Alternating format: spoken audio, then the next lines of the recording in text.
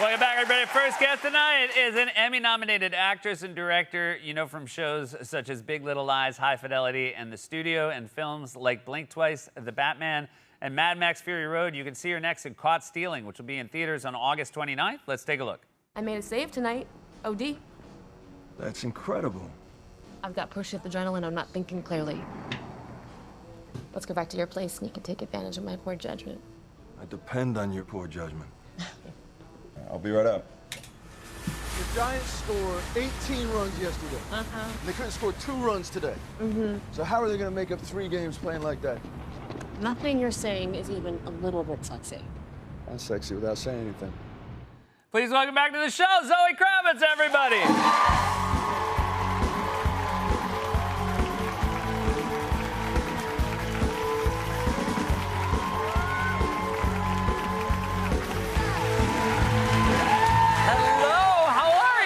Good, how are you? I'm wonderful. A couple years ago, you had a wonderful film, Blink Twice. I got to talk to many of your cast members about how much I loved it, but this is the first chance to tell you what a wonderful film it was. Thank you so much. Do you still get people coming up and talking to you about it? I do. A lot of people come up, a lot of men, a lot of women, and it's just, you know, when you make something and you kind of don't know how it's going to go over, it's a sensitive subject matter, but it's been pretty amazing. Like, women have felt so seen by it, and I think a lot of men felt educated and hopefully also entertained. So I mean, I think that was what, you know, it was really, you know, for a powerful subject, it was a really entertaining thriller, which are hard to make these days. Yeah. And also, you know, wasn't based on anything. It was just an original story. And unfortunately based off of reality. Yeah, it was just based on terrible things that happened. Yeah. You know, and that's so much more fun. Entertaining. I'm wondering, when you work with Darren Aronofsky or, you know, directors after you've directed for the first time, like, do you approach the process differently? Do you feel like when you're on set, you're paying attention to different things now? Yeah, it was, you know, after directing, getting to be on set with Darren, who's obviously like one of the great directors of our time, someone I grew up watching. I was so interested in how his set run and so impressed by how he runs his set. I also just felt really liberated. I feel like as an actor, it's, you know, you want to do a good job and you focus so much on yourself, but once you become aware of just everything that goes into making a film, you just realize how tiny you are. And I found that really liberating. It was less about me and doing a good job and more about, you know, playing this small part in this big thing. Do you think that will be easier to do when you're in the safe hands of a director you trust? I mean, imagine that must be like the nicest part of, like, oh, yeah, you know, he's putting in the time that I know you have to put into now that I've done this job. Yeah, of course. I mean, when you work with someone like Darren, it's just, you know, where do I stand? What do I do? And you feel safe enough to try things because he'll tell you, you know? This film takes place in 90s New York. Yes. Little grittier New York. Yes. When did you move to New York? I moved to New York in 2005. Okay, 4 gotcha. or 5, yeah. So it was 2001. Like, it was definitely, like, it was different then. Yeah. But, like, I feel like it wasn't quite as, like, 90s gritty. No, but it was way different than it is now. Yeah, it was like, way different. I love that I've reached the age where I'm allowed to be like, it was way different. I know, we're those people. We are those people. And by the those way, I can't wait. I've wanted it the whole time. Yeah. By the way, I love to tell people, I'm like, I used to buy bagels at the Apple store. It's true. It's true. The Apple store in Williamsburg used to be a place called the Bagel Factory. That's so I bet That's young how people old I are am. like, Apple used to sell bagels? Young people. Thank you for letting me pretend like we're the same age. Oh my God, Zoe. People as, you know, as wise as us. Where were you? Where did you live in New York? What were your? I lived in a lot. I've lived all over. I lived on 51st and 1st. I lived on 51st and 8th. My first apartment I ever lived in was near Washington Square Park. How were you finding apartments back in the day? Craigslist. Craigslist. Craigslist. Did that ever work out badly? I mean, I'm still alive, which is super that's good.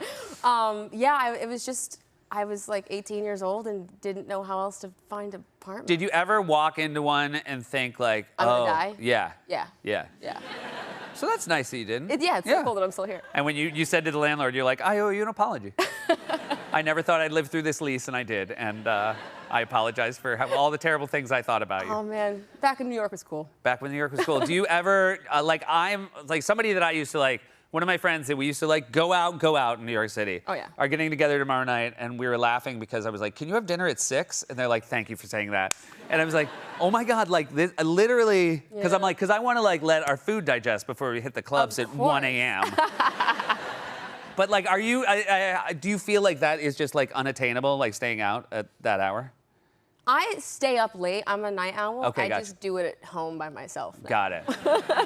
So you see, when the kids are like going out, you're like, I'm not going to bed. But I'm not doing that. Yeah. I went to the Angelica on Friday, actually, to go see the Jeff Buckley documentary, and I got out at like 11:30 or something. Yeah. It was Friday, and I was just looking around at all these like herds of people. Like, Yeah. I'm like, I don't even know that many people anymore. They all stick together. You know what I mean? They're all wearing the same outfit. And they're like, you know, they're holding each other's hair back. It's a beautiful thing. Yeah, I agree. And I'm like, I'm just gonna drink this juice and go home and sit under the red light and watch Sex in the City. And Yeah. Sometimes a really embarrassing thing happens because like I live downtown and sometimes one of those herds will go by and I'll try to join the herd and right away they're like, Who are you? who are you? And I'm like, oh. What are you doing? I'm just like, they're like, who click over here? I'm like, I thought this is what we did. I just thought this is what we did. Like, go on the other side of the street. You're not part of our herd. This was a different roommate situation, but LA fires, you had to evacuate. Yes, You found your way to a friend's house. I did. All right, so tell us about it. I'm gonna name drop. That's fine. It was Taylor Swift. Okay, that's a good house. Great. Yeah, great. So You'd never met her, you just showed up at her house. yeah, I was just like, this will be fun. So she was kind enough to let me stay at her house. My mom lives in Topanga Canyon. Okay. So my mom, I said, you know, it's a dangerous place to be. Come. And my mom has a pet snake. Okay. And so she like has her evacuation stuff. She came over with the snake. We ended up having to stay there for maybe about 2 weeks. Okay. And Taylor has this, you know, very beautiful house that's, I think from, you know, it's from the 30s. Like it's a beautiful house. Something you want to preserve and take care of. And so me and my mom were living in this house together. And it was the last day I was going to leave. My mom was actually going to stay longer. I had to leave for work. And I was kind of packing up my things, and I was saying to my mom, you know, like, I really want to, you know, I want to be a good house guest. I like to leave places better than I found them. I don't want her to even know we were here. And so I was kind of going around and cleaning up, and I'm downstairs, and she's upstairs, and my phone rings. And it's my mom. I'm like, that's weird because we're in the same house. Like, the house is big, but still. Right. And so I answer the phone, and she goes, hi. And I'm like, your voice is super high. Yeah. And she's like, I'm in a little bit of a pickle. Can you come upstairs? Great. I'm like, okay. So I go upstairs, and the bathroom door's closed. So I open the bathroom door, and she's like crouched in the corner in this weird way. And I'm like, what's going on, dude? And she's like, she's like this, by the way. She's like, so I was washing my face, and I had Orpheus, snake's name, Orpheus, and I just put her down for a second, Great. closed the door, and she found this little hole in the corner. So, so there was a little hole that you wouldn't even know was there. That was Right. in the corner of the But that's a bathroom. design flaw. That's on Taylor. Honestly. Yeah. Honestly. You can't have a snake like- hole in your house. Exactly. Right, okay. Thank you. Yeah. So the hole is next to a banquette that is built into the wall that has 2 drawers at the bottom. So my mom, by the way, so she's holding the snake's tail. She's So Orpheus didn't get fully away. no. Okay, great. No. Snake tail, they're all muscle. They're very, very Yeah, strong. yeah. So she's holding the snake's tail. We don't know what to do. I'm like, okay, maybe the snake, like maybe this hole goes into the drawers. So I get down on the ground, I take the drawers out. No. Start to panic. As it's happening, it's like the snake is getting further and further. And it's like that scene in Jurassic Park when they're in the car and like the branch is breaking every time they Yeah. move. It's like we're losing. Right. So Are you thinking at any point how high your voice is going to be when you call Taylor? Yes. I was panicking so much that my mom likes to say, if I had both hands, I would have slapped you. Oh, Just great. To like get it together, you know? yeah, I was yeah. freaking out. But there is, like, you can't really take the high road when you have, like, your snake in both hands. Literally. But I'm like, Mom, I can't bring you, I can't Yeah. bring you anywhere. So then I call my assistant, Caroline. She comes upstairs. She was like, dude, I don't know how to help this Right. situation. So the house manager was there. He comes up. We're like, so the snake? And he's like, there's a snake? And I'm like, by the Yeah. way, there's a snake.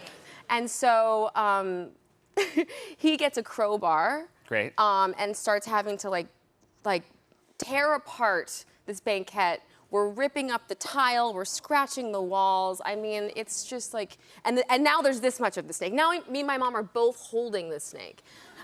Completely destroyed Taylor's bathroom. And there was just this moment where I was like, either we destroy her bathroom or I have to tell her that there's a snake somewhere in her house. Yeah. That. Both bad options. Yeah. I think that one's worse because it's just like your house is ruined I think you'd forever. rather, if you were like, you want to like have to redo your kitchen or there's a snake forever. Anytime, forever, at any time. Yeah. So we destroyed the bathroom, and I said to her, to her house manager, I was like, obviously, I'm going to pay for everything to be fixed. Please, just don't say anything until it's fixed, and so I can just say everything's fine. Yeah. And I remember calling her and saying, like, hey, also very high voice, hey, I wanted to talk to you about something, and she was like, is it the fact that you almost lost a snake in your house and destroyed my bathroom? And I was like, I feel like that snake's gonna get like 3 songs on the next album. Her next album is called Orpheus, obviously. You do. This is a really fun photo of just how my God. ungraceful it is. Yeah. That is the top of your mom's head. That's my mom's head. I just like how close your heads were We while you were both holding. Like you were literally, your heads were touching while you were like, I cannot believe you. I cannot take you anywhere. She's like, we will talk about this later. Yeah. Yeah. Orpheus safe and sound? Yes. All right, well, that's a Yes. happy ending. Orpheus is okay. Also, before you go, I want to congratulate you. You were so wonderful in the studio. Thank you. Emmy nominated, and it's such a fun part. Thank you. And I know from knowing those guys, you were supposed to be in 1 episode, and you were having so much fun that they put you in 2 more. Yeah, it was a vibe. We were shooting the Golden Globes episode, and then they were talking about this other part that I don't know if they had someone in mind. I don't know if someone dropped out, but they were like, there's this character, this person that gets accidentally very high on mushrooms, and I was like, I'll do it. Yeah. And then we were in Vegas. It was fun. Did you have to do research to figure out what it's like to be high on mushrooms? I didn't have to do research, Yeah. but you love did. the craft. I'm like the Daniel Day-Lewis of drug acting. Of mushrooms. And I did take a little bit of mushrooms and read the script on mushrooms, and I sent them some like really funny text messages, just to That's great. And Yeah. they were like, thank you for doing research. They were like, thumbs up, so cool. Call us when you're normal. It is so great to see you again. Thank you so much for It's being nice here. You to guys, see that's so you. exciting. Todd Steele will be in theaters on Friday, August 29th. Stick around. We'll be right back with Ariana Madison.